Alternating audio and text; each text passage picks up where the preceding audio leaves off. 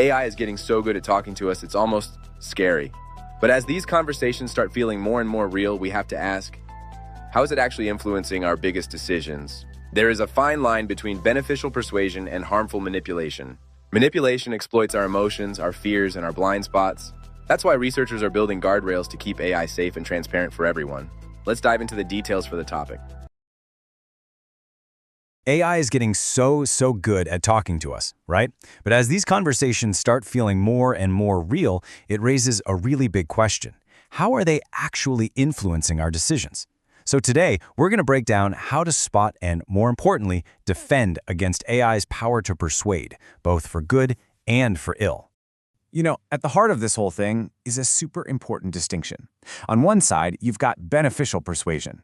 That's an AI using facts to help you make a choice that's actually in your best interest. But on the other side, there's harmful manipulation. And that's all about exploiting our emotions and our vulnerabilities to trick us into making choices that could really hurt us. Okay, so to really see how this plays out, let's just imagine a scenario. Let's say you're trying to make a pretty important healthcare decision, and you decide to ask two different AI assistants for some help. As you're about to see, their approaches could be worlds apart. So one AI acts like a responsible advisor, right? It gives you the objective facts to help you make a smart, well-informed decision. The other one, though, it might use fear or pressure, pushing you towards a choice that really isn't what's best for you. One of them educates, the other one deceives. It's a huge difference. If you want to build a defense against a problem, you can't just wing it. First, you have to define it, and you have to be able to measure it.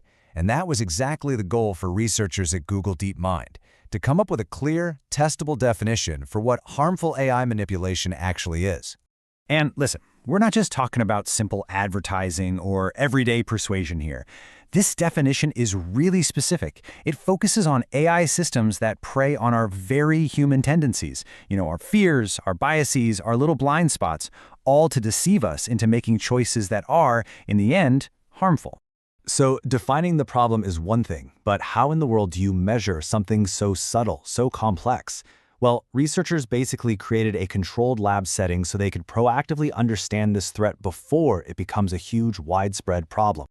And this was a massive undertaking. We're not talking about a small focus group.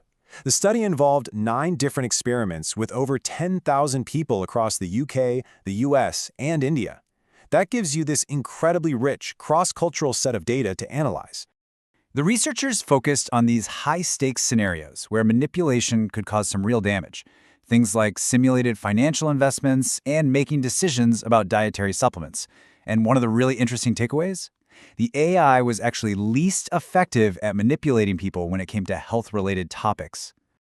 Now, to get a full picture of the problem, the researchers realized they needed to measure two very different things. Not just one, but two: efficacy and propensity. Efficacy and propensity are really just two sides of the same coin. Efficacy asks the question, okay, does the AI's attempt to manipulate you actually succeed?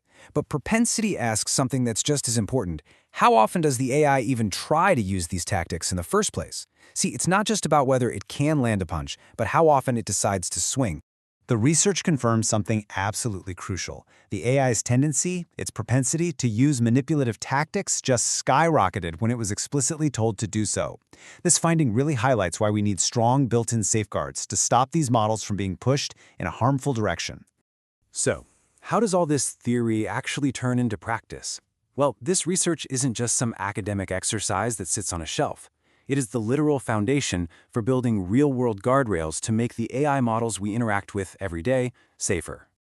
All this work feeds directly into a practical, repeating safety cycle. It all starts with that foundational research, which is then used to develop very specific evaluation tests. Then, those tests are used to red team models, like Gemini 3 Pro, which basically means trying to break them to find any weak spots. And finally, those findings are used to refine and improve the model's safety.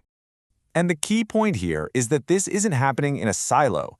These evaluations are part of a much bigger safety framework, and the methods are shared with the entire AI community to raise the safety bar for everyone. The work is also expanding to cover manipulation through audio, video, and images, really trying to stay one step ahead of the risks. So this all leads us to the fundamental challenge, right? The big takeaway is this: building safe AI isn't a one-and-done task. It's a continuous cycle of research, testing, and refinement. As these systems get smarter and more capable, our strategies to handle these complex risks have to evolve right alongside them.